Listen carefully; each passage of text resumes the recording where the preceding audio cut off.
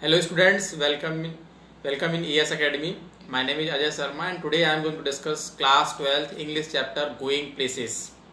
So before starting the chapter, I will tell you what the chapter is all about. This chapter is all about daydreaming by teenagers. In adolescent is they start doing daydreaming and that really can be disastrous, harmful for them. They forget reality and sometimes they start doing daydreaming and they do not know whether the things can be materialized on the ground or not. So before starting further, first I will be telling you who are the main characters of this chapter. So now I will be explaining in Hindi so that you could understand it in a better way. So please like, share and subscribe my channel so that you could get further videos when I upload. So please like, share and comment as well and subscribe my channel for further upgradation and improvisation. ये जो chapter है going places, इसमें जो teen age हैं उनकी day dreaming के बारे में बताया गया है. इसका जो मेन कैरेक्टर है उसका नाम सोफी है और उसकी एक फ्रेंड है जिसका नाम जेंसी है. सोफी का एक भाई है जियोफ जो उससे उम्र में बड़ा है और जो स्कूल की एजुकेशन वो कंप्लीट कर चुका है. उसका एक छोटा भाई है डेरेक और उसके फादर हैं जो उसकी डे ड्रीमिंग को बिल्कुल भी लाइक नहीं करते हैं. उसके फैमिली मेम्बर्स मतलब स्पेशली जो सोफी के फैमिली मेम्बर्स हैं उसकी डे ड्रीमिंग की जो हैबिट है उसको बिल्कुल भी लाइक नहीं करते हैं. तो इसमें डे ड्रीमिंग के बारे में बताया गया है और वो किस प्रकार से हार्मफुल हो सकती है इसके बारे में बताया गया है कैरेक्टर्स के माध्यम से. तो एक बार सोफी और जो उसकी फ्रेंड है जेंसी जो स्कूल से लौटते रहते हैं तो आपस में बातें करते रहते हैं और सोफी उससे कहती है कि मैं बुटीक खोलूँगी और पैसे कमाऊंगी और मैं एक्ट्रेस बनूंगी. तो वो तरह तरीके से अपनी ड्रीम्स के बारे में अपनी फ्रेंड जेंसी से शेयर करती रहती है.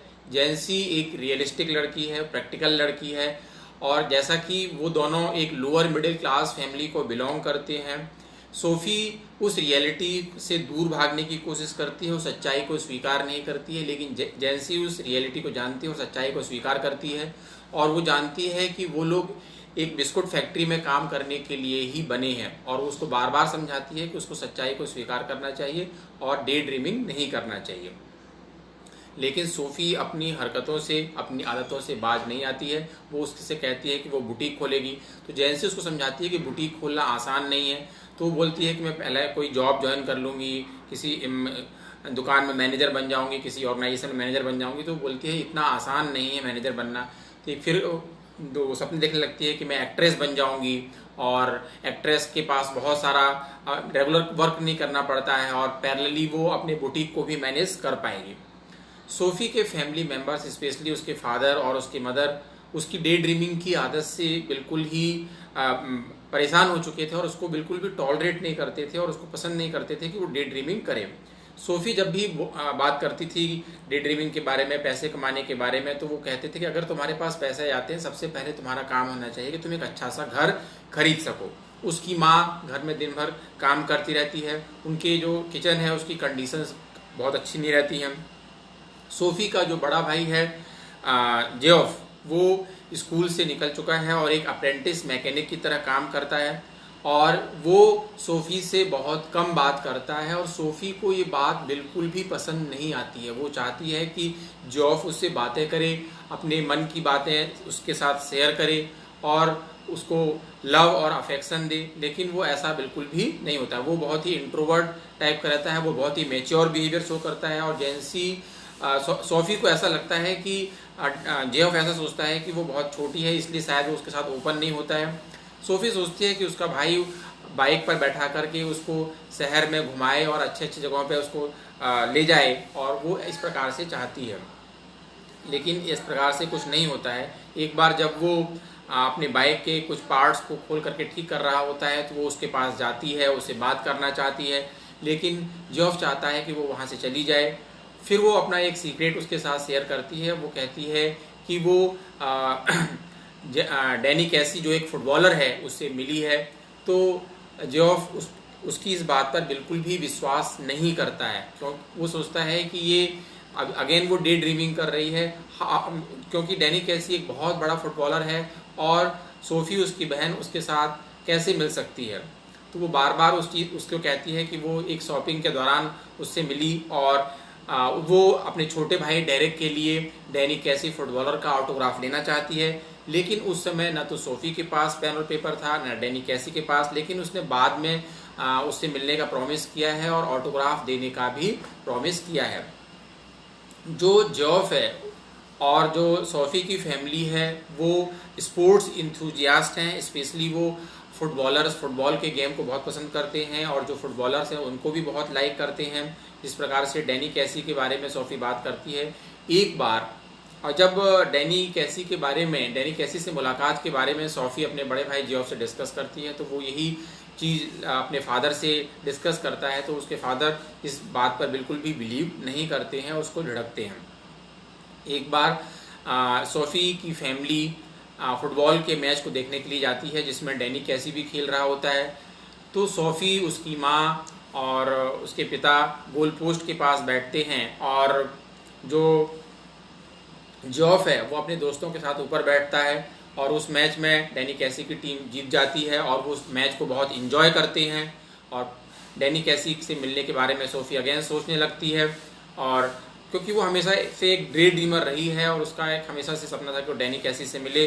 जिस प्रकार से हम अपने जीवन में अपने जो हमारे रोल मॉडल्स होते हैं, जैसे चाहे स्पोर्ट्स स्टार हों चाहे वो हीरोज़ हों, हम उनसे मिलना चाहते हैं और उनके साथ बातें करना चाहते हैं। उसी प्रकार से सोफ़ी का भी जो डैनी कैसी है वो एक रोल मॉडल है, उसको एक हीरो की तरह वो मानती है और उससे मिलना चाहती है, लेकिन प्रैक्टिकली ऐसा पॉसिबल नहीं हो पाता कि हम अपने जो रोल मॉडल्स होते हैं, स्पोर्ट्स स्टार्स होते हैं, हीरोज़ होते हैं, हम उनसे मिल पाएँ और वो हम अपने डे ड्रीमिंग में उनसे मिल सकते हैं और उनसे बातें कर सकते हैं, बट नॉर्मली ये चीज़ें पॉसिबल नहीं होती हैं।